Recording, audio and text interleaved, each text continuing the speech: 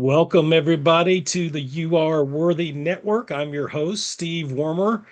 And if you're joining us today, first of all, we're grateful that you are. This Wednesday, what is today? Wednesday, June 10th. I want to say thank you, whether you watch it live with us today or whether you watch it at some point over the next 30 days while it's still up it's going to go to YouTube later. But whenever you watch this, I want to say thank you. And I want to take just a second and praise God for growing our group to what's probably going to be 16,000 people by the end of the week. And I know who's doing the heavy lifting. And so I want to give him praise. But if you're new to the group, you might be saying, what is this You Are Worthy Network? What's it about anyway? Well, I'll try to give you a short answer, although I do preface that with I am a preacher. So, short is relative, right? You Are Worthy is an answer, it's a rebuttal to my stinking mindset from not that long ago, and still can be, quite honestly. I was doing deep mindset work, and this word unworthy kept popping up. You're unworthy of that. You're unworthy of this. You're unworthy of love, respect, success. I was like, where's all this noise coming from? Well, one, it's from the enemy. Two, it's from my bad thinking patterns. And I knew it here, but it had to travel that long distance of a few inches to here where it matters. And so as I started to have some victories in that area, I was like, gosh, I got to do something to help. I'm seeing it's like buying a new car. You see people struggling with imposter syndrome, negative thinking, lack of self-worth all over the place.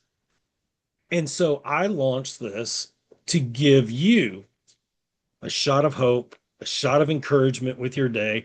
I bring on incredible people that are very, very successful. However, I try to bring people that are very relatable and that had just not showing us their highlight reels. They are open about their struggles. They're open about times where they felt unworthy because we all, no matter where we're at on the journey, go through that, right? So that's what I do. And I hope that makes sense. And I'm so glad you're along for the ride. And you're like, Steve, I'm glad you're done with that. Let's get on with Amy. That's what you came here for, right? I understand. So I want you to meet Amy Joob. Amy is a new friend of mine and is an award-winning author, certified life coach, and empowerment speaker. Amy is commissioning pioneers through her Arise and Flourish and Arising author coaching programs. Amy worked in the modeling and trade show industry for 20 years and supervised teams of women for Fortune 500 companies, including Porsche, MedRx, and many more. Amy leads PFM, Prayer Force Ministries, and she and the team are covering college students in prayer and contending for revival on college and university campuses across the nation.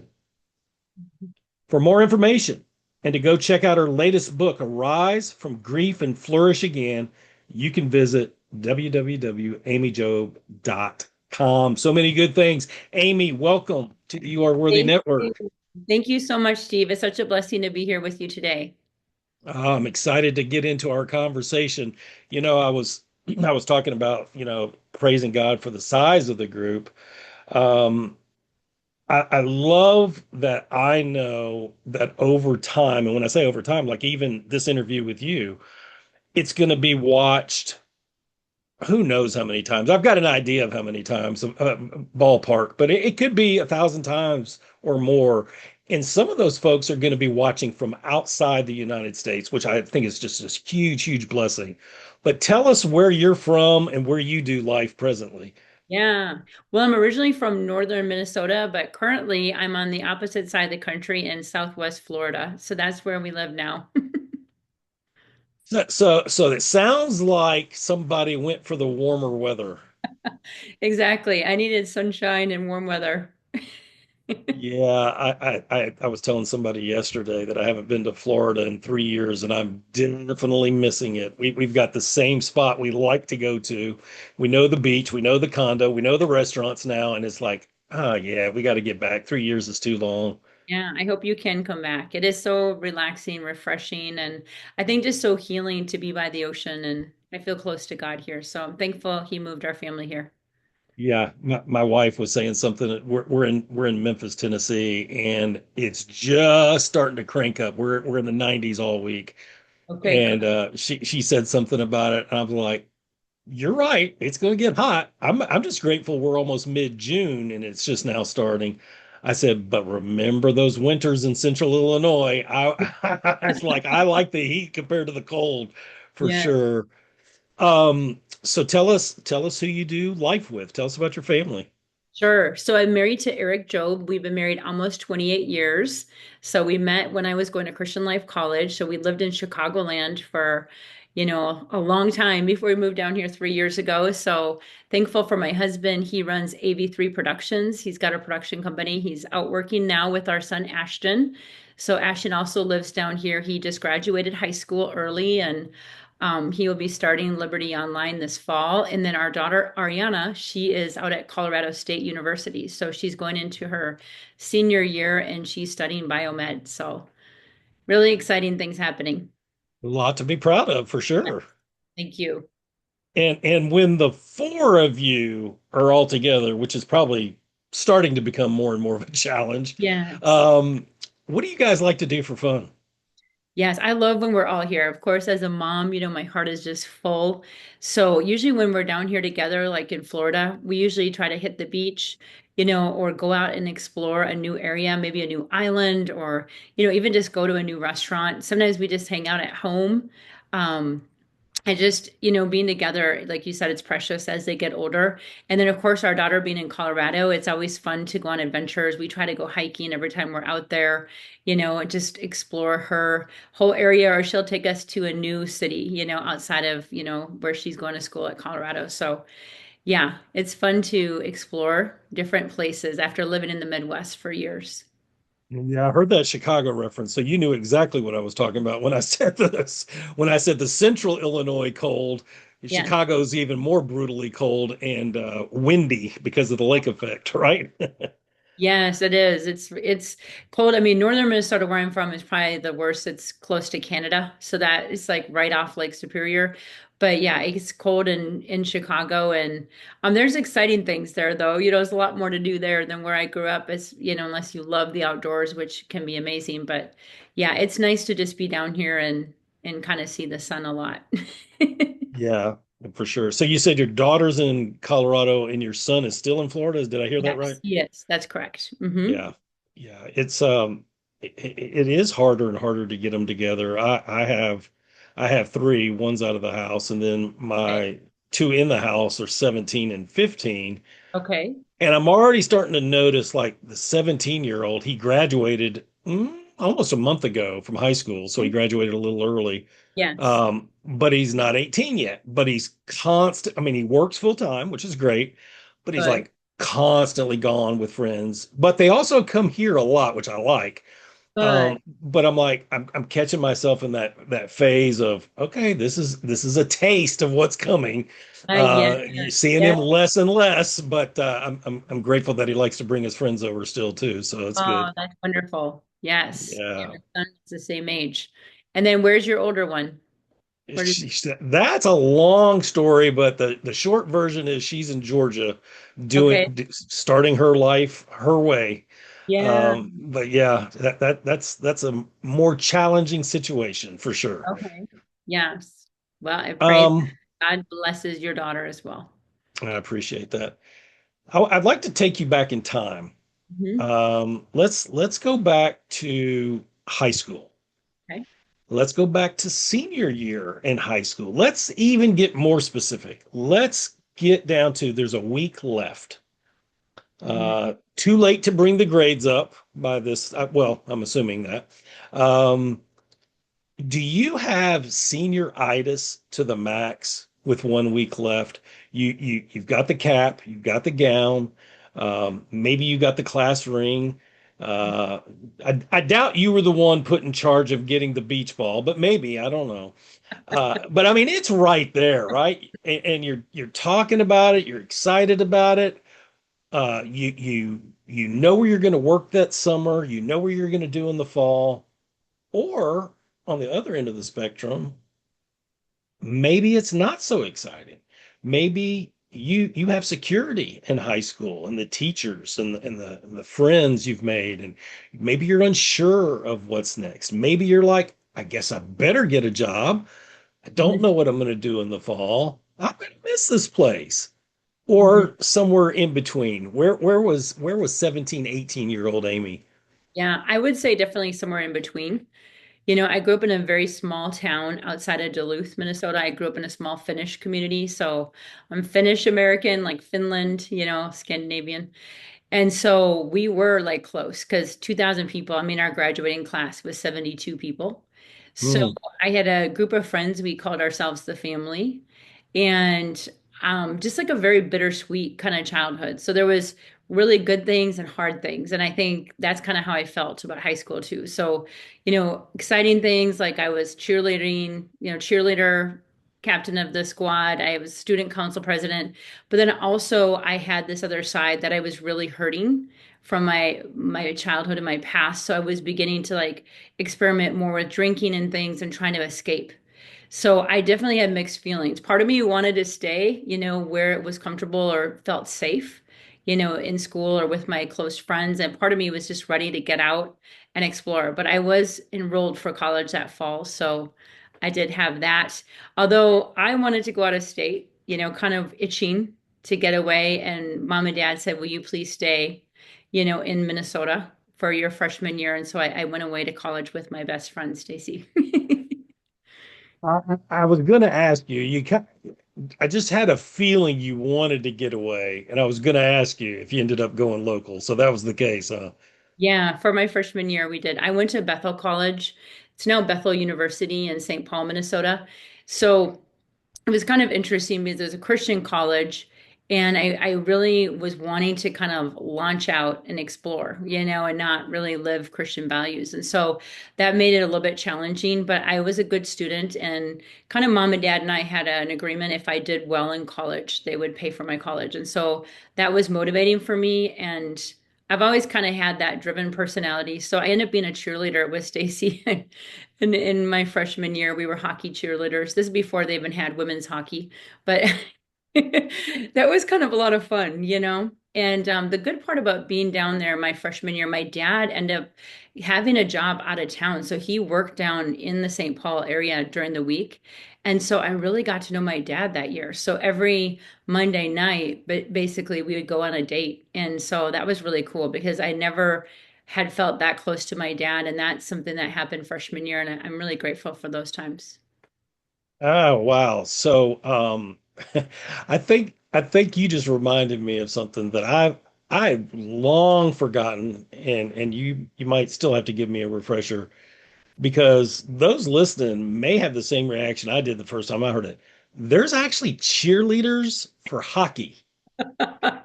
Yes, we should talk about this. I could do the splits on the ice. I don't know how I did that. Now I'm like, you had to like jump up and make sure you had your feet land a certain way because think of those blades. Like one wrong move. Wait, oh, wait a minute. Wait a minute. Y'all are on blades too. Yeah, this is like figure skates, ice skates. Yeah, very sharp blades, by the way. Yeah, and we did different kind of mounts, like when you do these things, like I would jump up and people would grab my legs and like push me up on the ice. Yeah. Wait a minute. So the blades, yeah, you answered my next question. Like y'all were doing the lifts? Yes. But not as high as you see like in basketball or football, but we did do some. You have to like stick your toe pick into the ice that gives you like stability. Yeah. And so there's guy cheerleaders too then. I don't know. We didn't have guy cheerleaders. We were cheering for the guys hockey team. So there was like maybe, I don't know, 6 or 8 of us. It Oh was my fun. gosh. So y'all were the girls were lifting the girls. Yes. And you didn't have to wear gloves? Well, we did. We had gloves. Yeah. Okay. Okay. I was like, there's got to be some protection there Yeah. And somewhere. like I said, we weren't standing on shoulders. We couldn't do that because you couldn't stand with a blade on someone's shoulder. But I would just do the splits and they'd lift me up, or we would do different, dances, cheers on the ice, and then we would cheer on the boards. So that's how we would cheer during the game. You pound on the boards. outside of the ring. That's, yep, make loud noise on the boards. Yep. You can come to the You Are Worthy Network and learn things about cheerleading from men's hockey you did not know previously. Exactly. You never know what you're going to find here. The first time I ever Um, talked about that on a podcast too. yeah, so well, I didn't know we were going there either. But that's the joy of live, right? There Um, you go. so let's fast forward a little bit. hmm Where did you end up going to school? And then what did you do early on in your career after that? Yeah, so I ended up transferring my sophomore year to Auburn University down in Alabama. And that was really good because, in my mind and heart, I'm running from my parents, running from the Lord, and, not living right, making not such good lifestyle choices, and, really exploring, I guess we would say partying back then, but, just drinking and going dancing and things like that. But again, having the side of me that was doing well in school because I needed to keep my grades up, which part of me wanted to, but my parents and I, our agreement, and so I was studying criminal justice and I wanted to work for the FBI. So my dad had said to me, he worked for the Postal Service. He was a computer systems analyst. They did the payroll for all the postal employees in the United States. And he's like, Amy, get a government job. It's good pay, good benefits. And I was the only girl with four brothers. So I was kind of a tomboy.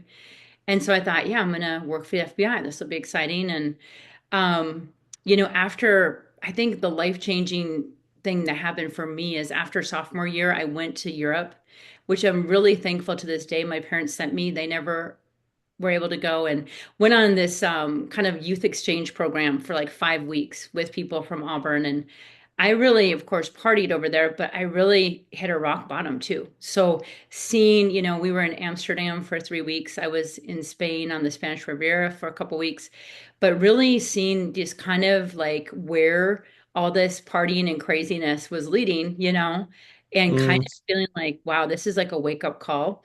And then there was someone in the group actually from Washington State, and she kind of helped me realize like she was kind of a pothead and I was a drunk, and we both realized we're not living right. We kind of called it for each other. We kind of became a support group for one another, and I really told her about my hurt and pain from childhood, and she really challenged me to forgive.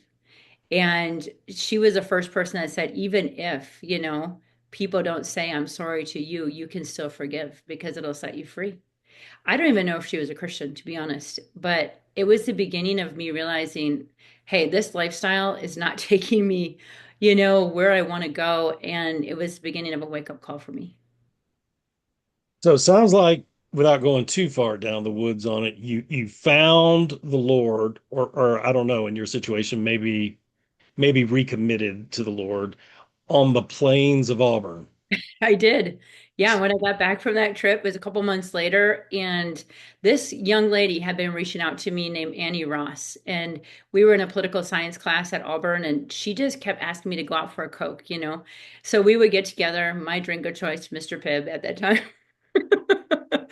And we'd sit and talk about everything. And she is the one that showed me Jesus. She really showed me the love of Jesus. She accepted me right where I was at, but she and her family were praying for me. And so, right after I turned 21 that November, she said, will you come to church? And I agreed. And that was like where I really gave my heart to Jesus and got baptized. It was a very life-changing experience. Her church is actually, or her family church was in Dothan, Alabama. So that's where I gave my heart to Jesus. I love that story, and I know exactly where Dothan is before you get to the Florida state line. Yeah. That's incredible. So I take it, correct me if I'm wrong, I take it somewhere in there the Lord took you a different route than the FBI. Would that be right? Correct. Yeah. Tell us the story. Yeah. What happened? Okay, so it's kind of cool how you brought it back around in a certain way, but yeah, after that, he really convicted me like, Amy, you are a hurting young person. You need to help hurting youth. So my heart just immediately started breaking for young people like myself. And so I switched from law enforcement to youth services, but I almost finished law enforcement because there was part of me that wanted to do it. So I even did my internship. And that really sealed the deal that no, I am not cut out for this because at the time to be in the FBI, you had to do 2 years with regular law enforcement as a police officer. And Mm. so trying that out at Lee County Sheriff's Department, I'm like, wow, this is a whole crazy hard world, and you really have to, be cut out for this. So that kind of was maybe God allowed that to make me really realize, yeah, I'm going to follow you. I'll work with youth. So my advisor was not happy. I remember Dean Houston. He's a wonderful man. He was tough. He was a Chicago police officer and he was my professor at Auburn. And this back when you could smoke, he would smoke at the lectern in class. Wow. And I remember sitting down in his office and I'm like, Mr. Houston, I feel like I'm supposed to work with youth. I feel like God is calling me. He's like, what do you mean God is calling you? He's like, you're my top student. He's like, I can send you anywhere you want to go. He's like, you like to travel? You want to be over an embassy? I'll send you there. He's like, I can get you the right position and stuff. And that was like my first, realizing I am laying down my life. I am going to follow Jesus no matter what. I'm saying yes to this call. I don't even think I really realized, but that's where I said, you know what, I'm going to work with hurting youth. He goes, well, you know what, Amy? I think you're going to be missing out. And I feel like, this is where you should be, but I still respect you. And he said, whatever job you get, he goes, you let me know. I'm sending you a letter of reference. So he still supported me. And so, yeah, Wow. I ended up going to Christian Life College, kind of fast forward. After graduating from Auburn, I went home for a year. And then I moved to Chicago in the suburbs, really, and I went to Christian Life College. So I wanted a degree in evangelism, and they were like, we don't have degrees in evangelism. So I got a pastoral studies degree. So, wow, was that another interesting kind of hoop to jump through? There was a lot of men, but I have, been raised with men. When I was in criminal justice, there was a lot of men. And so there was just me and Nancy, the only women, and I learned everything. And that was a lot for a new Christian. I had only been saved a couple years, and I was trying to learn how to do exegetical preaching, which I'm sure you know, Steve. Not easy. You Oh, do go you like the challenges, don't you? yeah. I cried. I cried more over that degree than any other degree I've studied for. Yeah, and learning New Testament Greek, that's also not one for the faint of heart. No. Wow. So tell me this, would your as nice as your professor was to give you that recommendation, Mhm. was he wrong when he said you regret it? No, I don't regret it. And yeah, after I graduated with my pastoral studies degree, I ended up getting a job. I applied for assistant manager. They made me the manager of the Main Township Drop-In Center. And so, yeah, I reached out to Mr. Houston and he sent me a very nice letter of recommendation. And I was just blessed. I couldn't believe I got the job and they gave me the higher job. And so again, God stretched me. I was working with a lot of men, and the assistant manager was a young man that was good. We both recent college grads, and we really got along well. And there was a team of off-duty police officers, which in a way I could get that because I had taken so many classes, but it was hard for them. They were like Cook County sheriffs, coming from the city of Chicago, and they couldn't believe, here I am, this young lady leading this teen center, and they had to like, take direction from me. Wow. It's funny. But you know what?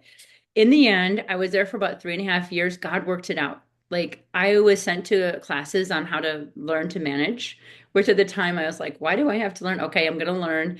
And God told me to stay, and I want to share a cool story if anyone's listening. This is how it happened. I was really over my head there in the beginning and feeling frustrated and discouraged. And so I had gone in my lunch hour, which would have been like around 4 o'clock, because this teen center, it's actually located where the Illinois State Police are. It's the old Main North High School where they filmed The Breakfast Club.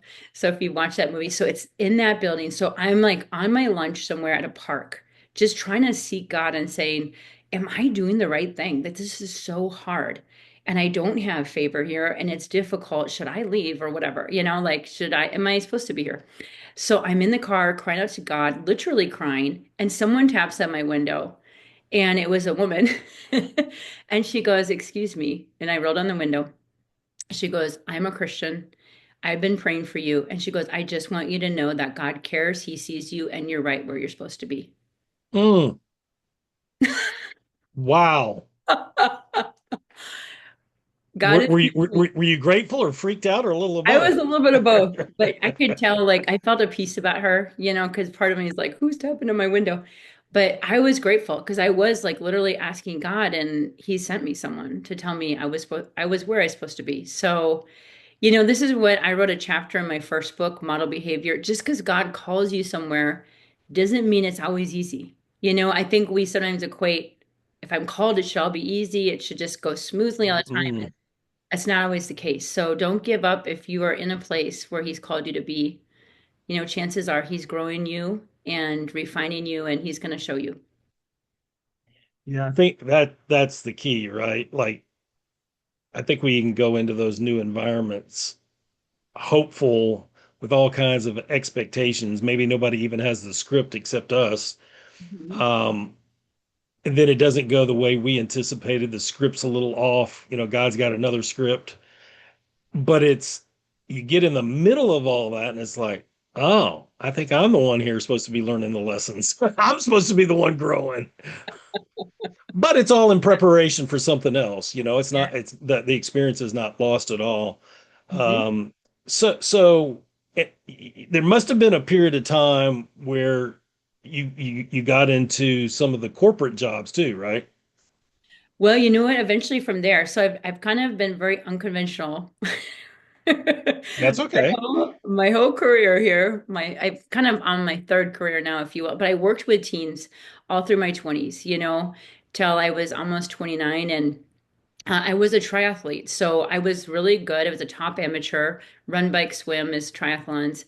That was kind of my passion. I thought maybe I was going to go pro, and kind of dreamt about that. But, being at the teen center, and I was newly married to Eric, and he was very supportive. My husband DJ'd before he was in production. So we'd throw these fabulous parties and have all these young people come, and he would DJ. And so he was a part of it, and he was like one of the basketball coaches. We had like basketball and floor hockey leagues there and at the teen center, but I didn't see him a lot, and that was hard because we worked opposite schedules and being newly married.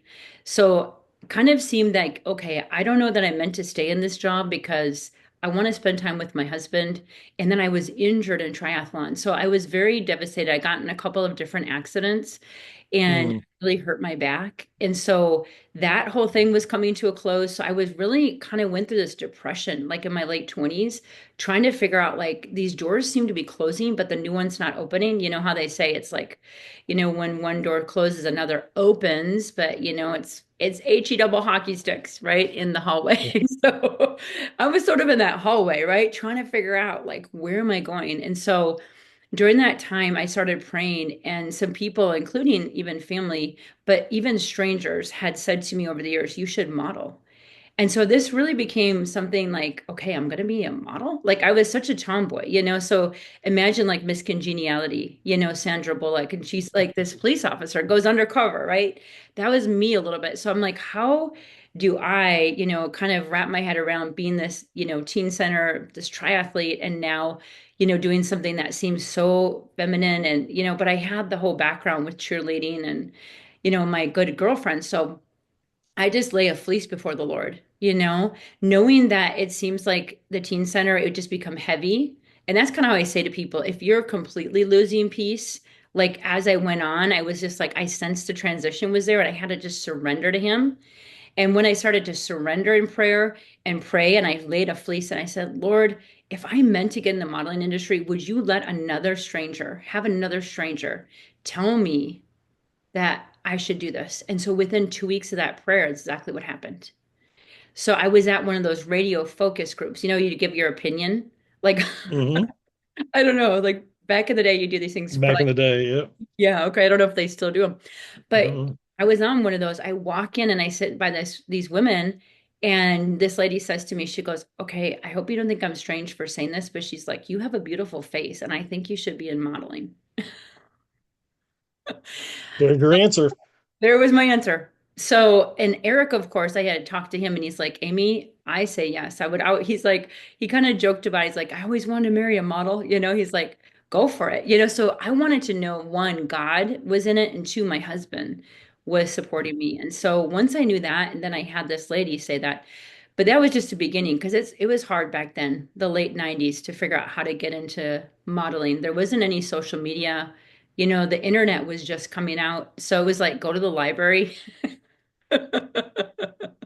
Yeah, pretty much. There's barely a book, but yeah. So I ended up going to Barbizon, which is like a modeling school, and I had a wonderful teacher. So that's how I ended up getting into modeling. And I was a private student.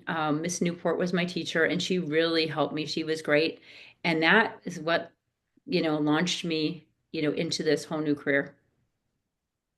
Crazy. Your journey is unpredictable and remarkable at the same time, right? It is, yeah, requires a lot of faith. Yeah, well, and you have that, or that it's the spiritual training, right? It's like going to the gym. Your experiences and your wilderness seasons, they develop those spiritual muscles for sure. Yes. And then how do we get to where you're at now? Yeah. So after doing that for 20 years, I mean, it's amazing. I give God the glory. I mean, how does someone, like a tomboy from northern Minnesota that was raised with four brothers in the woods and end up like doing very well in modeling, not only in Chicago, but, these contracts with Porsche Metrics. I was a fitness model for 15 years, leading teams, Fortune 500 companies, traveling. It was wonderful. And I knew toward the end that he was getting ready to transition me. And so I had already been working on my first book, which came out in 2019. And of course, 2020, it all came to a skidding halt, with a lot of us, but especially in Chicago. Everything shut down. So my whole industry was gone. And so that was really devastating. I think it was very hard. And if anyone is listening and you've gone through that, maybe it happened for you in 2020 or you feel like your job has been just taken, it's painful. There's a grief over that. It's one thing if you willingly lay something down and say, okay, I'm walking away, but I was still going to work for my favorite clients in 2020, which I worked for Lifetime. Lifetime puts on a lot of, like marathons, triathlons, and I was working for a pharmaceutical company that was very good to me and traveling with them. So I had to end it. It was done. God was like, "We're done." Like this hard stop. Yes. So that forced some decisions to be made and some directions to seek God in. What did he show you? Yeah, so at the end of that year, I signed up for this Christian author mastermind. 2019, like I said, my first book came out, and I just sensed I'm supposed to be in this. And so that's how I actually met my first coach. And I met these fabulous women. I'm still doing life with a number of them today in this Christian author mastermind. They were established, a lot of them. Some were new, like me, but as authors and speakers. And I just remember thinking, I am so intimidated. Talk about imposter syndrome, right? Yeah, and I'm like hurting. Like I literally was hurting. I had an infected root canal and I couldn't even get into the dentist because everything was closed. I mean, some cities were really closed down, ours being one of them. And thankfully, I got this like whatever dentist on the phone who gave me an antibiotic, which held me over for like a month until I could get in. But then I was also in emotional pain, because of, all of a sudden we were traveling, working, we're a very active family, and now we're all at home. Kids are out of school for over a year. Churches are closed. I mean, everything Yeah. is closed in Chicago and for like a year. And then we would try to go in other states and find. So, and then it's just like, now what? Okay, God, I'm supposed to do this. And thankfully, I had met a speaker group the year before, and I really started trying to get together with that Christian speaker group. It was a group of women. And so they really started to help me. So I have to give Liz Lassa credit for that in the women in my group because they started giving me connections, like to speak at moms groups or MOPS groups. And, I started working on my second book. So I sort of had to just embrace that. And so maybe some of you have been there, where you're like, okay, a forced change. I don't really want this, but yet in my deepest part of my heart, I've been praying for this. Like I knew there was supposed to be a change. I think I just expected it to be a little more gradual. So yeah, that's where I embraced, okay, God, I will be an author and speaker.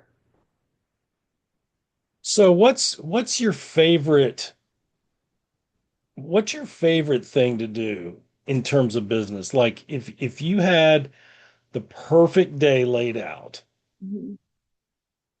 How much of would it be spent writing? Would it Mhm. involve a speaking opportunity? If it was a speaking opportunity, who would be the audience? Tell us what would be the perfect scenario Yeah. for a work day.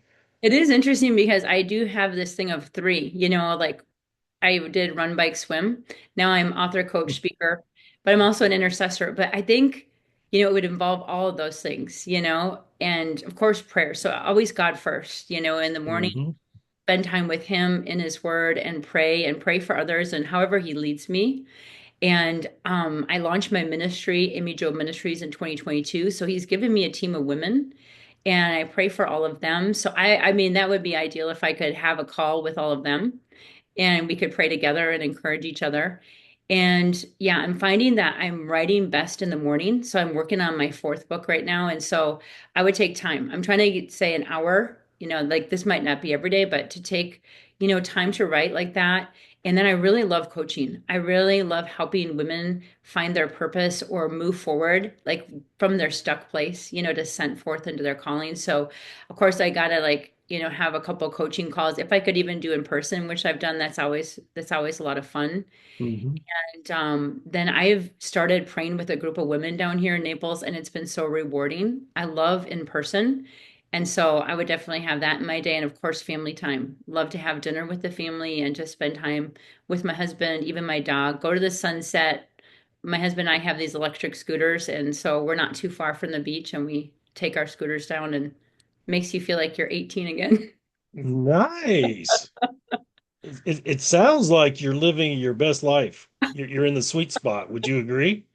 Yeah, I feel like I am, but you know what? My heart, of course, me, I really still have a heart for evangelism and for college age students. So that's just something that he's birthing even more, and that's Prayer Force Ministries. So that started in March of 2024. And we've been praying for a list of people and then praying for, different colleges and universities across the US.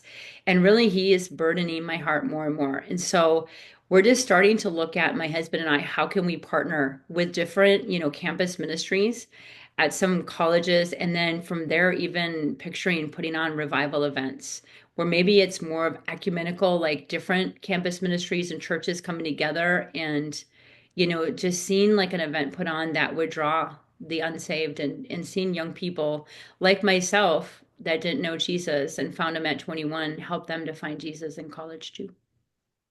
Quite a vision for sure. Yeah. Love it. Love it. So you've alluded to early on a couple of times difficult childhood. I don't want to put words in your mouth, but that's what I got out of it. Um, is that a season of your life where self-worth was something that was lacking? And can you tell us why, if that was the case? Oh yeah, for sure. Yeah. For sure. That's Minnesota. Oh, yeah. Um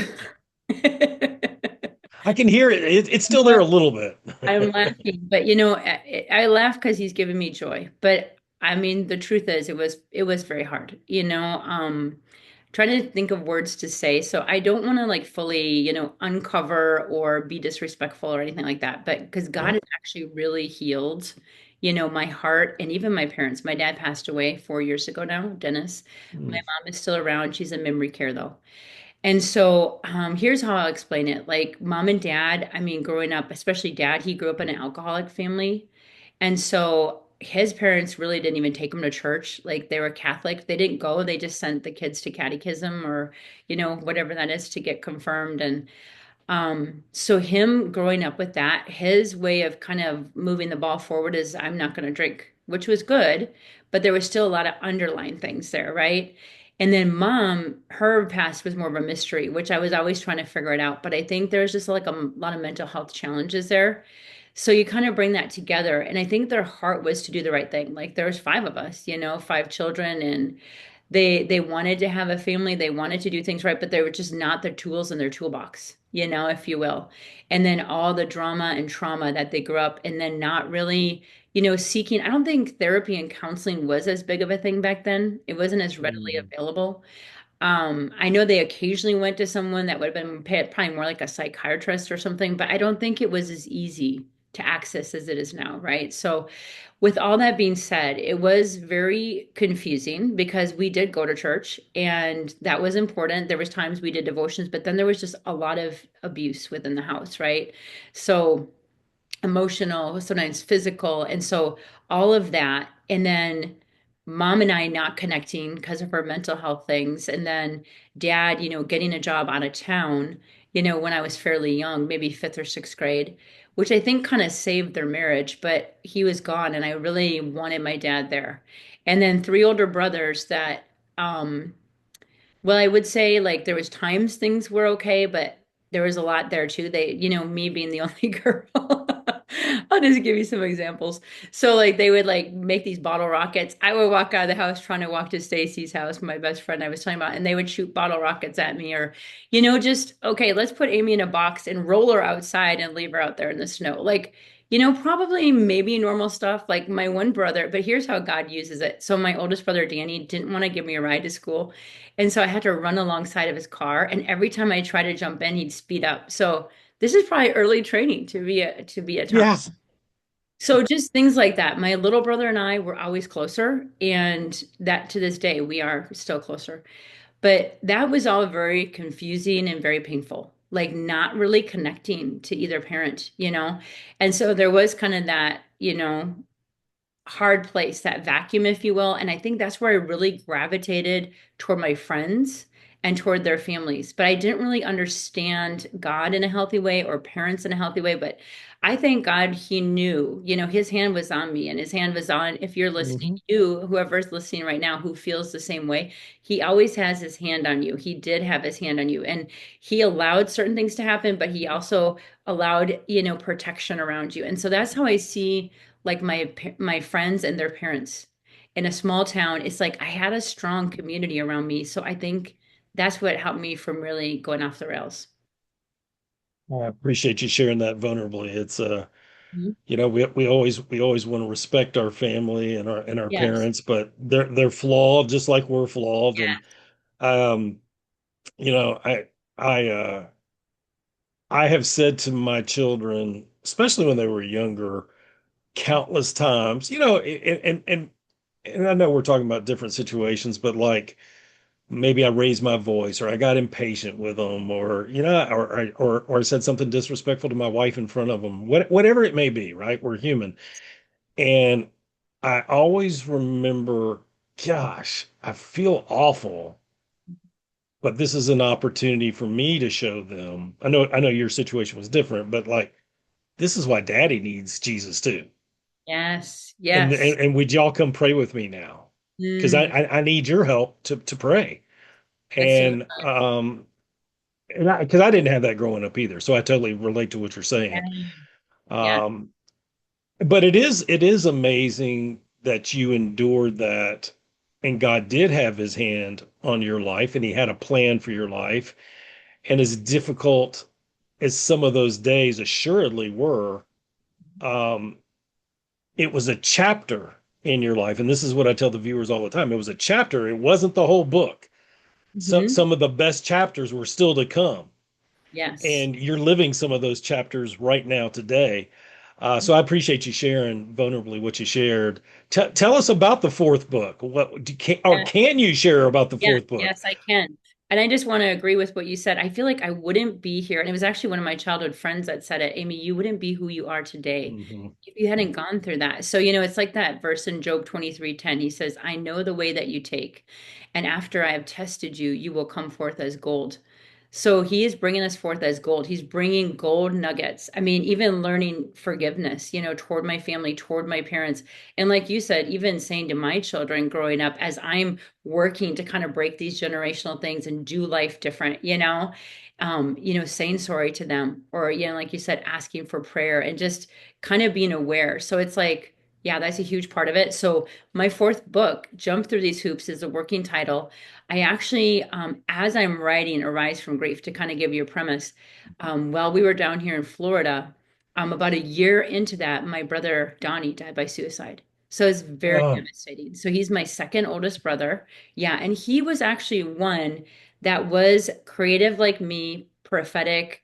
he would speak into my life. He was a huge encouragement to me, in spite of all of his mental health issues and things that went on. And he had a very hard life, but he always would like send me these voice texts, and he knew scripture. He had studied at Rhema Bible College for a while, and he would just send our kids things in the mail. He'd remember everyone's birthday, and he would have dreams even about me and call me and say, Amy, God gave me this dream about you.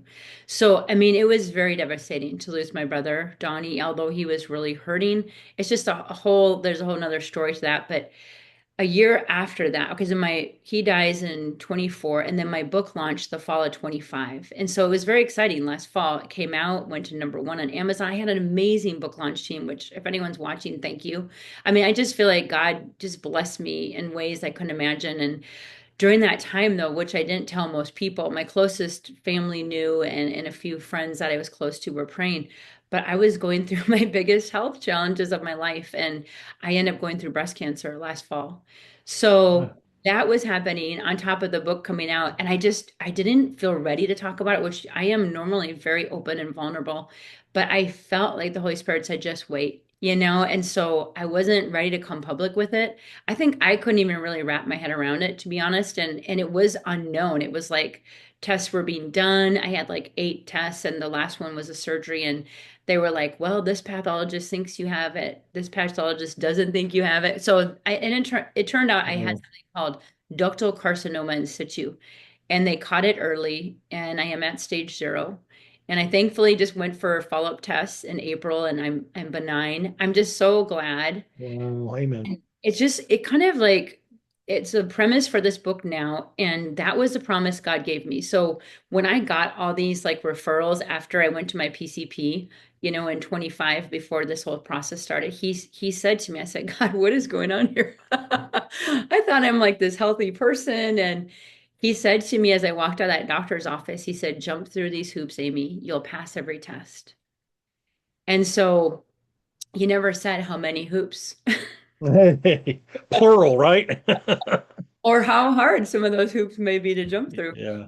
But he was faithful. And so I felt like he wanted me to have the surgery, even though I was afraid of that. And, there's just a lot that went into it. We have insurance, but we're self-insured because of my husband's business. So I had to trust him for the finances. And he literally sent my friends down here. I cried about this for months after. Like my good friends that are kind of a part of my ministry team were flying in from other states to come help me. And I wasn't even always asking. They were just saying, "Hey, we're coming." And so I was so blessed. And of course I have friends locally, but I'm making friends. Even at one point, I've been praying with Pastor Angie at Ocean Church down here since probably sometimes toward the end of 24. We get together almost every month, if not every month. And I didn't have anyone to drive me to this biopsy. And I remember reaching out to her. I was like, "Oh, Pastor Angie, do you know of any faithful women that would pray for me and drive me to my biopsy?" And then I said, "Or would you happen to be available?" I mean, this is like last minute. And she goes, "Amy, I would be absolutely honored to drive you." And she like changed her meetings. And so, I mean, even my pastor Well, drove me to one of my appointments. And I mean, it was remarkable how God showed up and gave me the grace to jump through those hoops. And so I just want to write this to encourage people, share my story, and say, hey, if you're on this journey, God's faithful, and follow what he's telling you to do. I'm so glad you're okay. Thank you. I'm so glad that his hedge of protection was around you. The book, it's jumped through the hoops, right? Plural. Yeah, jump through these hoops. These hoops. I got to make sure Yeah, it's jump that's through my these working hoops. title. I still have to get a subtitle. Yeah. That's awesome. I wish you the best of luck with that. And I hope you'll come back at some point and tell us all about the book. I'd love to have you Yes. back. That'd be wonderful, Steve. Thank you. Yeah, what would you say as we close out? What would you say to the person watching this that may be frustrated, stuck, Hmm. hopeless about next steps in life? You know, Hmm. whether they have Jesus or not, we don't know that variable, but they just feel stuck and they're looking for a little shot of hope and encouragement. What would you say to them? Yeah. I mean, different verses come to my mind, but I would say, you're not done. God wants you to get unstuck. Even like if you're going through grief, there's a passage in Isaiah 54. It's my favorite chapter. He said, I have called you back from your grief. And I was thinking about Jeremiah 29:11. But read on through verse 13. It says, For I know the plans I have for you, says the Lord, plans to prosper you and not to harm you, to give you a future and a hope. And then he says, And then you will go and you will seek me and you will find me when you search for me with all your heart. So Heart. yeah, don't give up on God. Like the enemy tries to lie to us, like you said, because that's what he says in John 10:10. The enemy came to steal, kill, and destroy. But God, Jesus, came to give you life and life more abundantly. So the truth is, God isn't done with you yet. Your purpose is still there. The plan he has for you is still there. Don't agree with that enemy about negative reports about who you are and that you're stuck forever. That's not the truth. And even something I'm learning is to renounce things like, God, I repent and renounce of doubt and unbelief, of agreeing with the enemy. Forgive me. Hmm. I cut that off and I choose to trust you, Jesus. I choose to trust that you have a plan for my life. Even though I lost my brother to suicide, even though I went through breast cancer, even though, all these hard things happened to me, even since starting my ministry, I choose to believe you have a plan. I'm going to prosper. And something I've been learning is to like write these things down. This is a coach in me, but it does say in Job, decree a thing and it will be so. So I have like a list in my bathroom on a poster board, and I read these declarations out loud every day. And I had to do it starting when I went through cancer because I really felt like I was facing death. And so I would say, I am healed. With long life, he was satisfied. Mm. Show me his salvation. I will live and not die and declare the works of the Lord. So I encourage your listeners to find those key verses or those declarations you can write out and really speak them out loud every day till you see them come to pass. Woo. Wise words from Amy, from wise words from Coach Amy. There you I go. love that. That's gold. This whole conversation has been gold. I really appreciate your love for God, your love for His people. I really appreciate you being vulnerable, sharing your highs and your lows. You're a treasure in His kingdom, and I just want to thank you for being my special guest today. Well, thank you so much, Steve. So are you. You're doing an amazing work. I pray he continues to bless you and everyone at the You Are Worthy Network. Thank you, Amy. Welcome. You guys, I hope you heard what Amy just said a couple of minutes ago. When she was encouraging you guys, the first thing she says is you are not done. And Amy probably doesn't even know this. Some of you may not even know this, but if you look at our banner on our Facebook page, at the bottom, it says your story's not over yet, or your story's not over. Mhm. It's true. God's going to take us through some wilderness seasons. Life is in the middle. The mountaintop experiences are great when you get there. It's exhilarating. But you ever notice when you're there for a while, it starts to get cold, kind of like Duluth. It gets cold, it gets windy up there at the top of the mountain, and it gets lonely. Mhm. And the bottom, oh, none of us likes the wilderness. Mhm. It's hard. It seems to be a longer season than it does at the top of the mountain. But that season ends too, fortunately. Life is mostly in the middle. But what we can do is be grateful and be faithful. And I loved what Amy said. I can declare trust in him. I can't tell you how many times in the last year and a half, because I've been through some tough stuff, just like all of you, that I have found myself praying, God, I trust you, but I know there's room for more trust. Help me grow in this. And this is something I do. Now I'm starting to preach. I'm gonna end right here. Is pray, yes, continue to pray, but praise him in advance for what he's going to do. Thank you, Amen. God, for how you choose to answer this, because how you choose to answer this will bring you the most glory. That's what I want. Help me get surrendered to that. But God, you don't have plans to harm me. Yes. So You have good things. So I just want to share those nuggets with you. I appreciate each one of you. Your tremendous value. You're needed here on planet Earth. I can't wait to see what God does with the rest of your story. Until next time, God bless.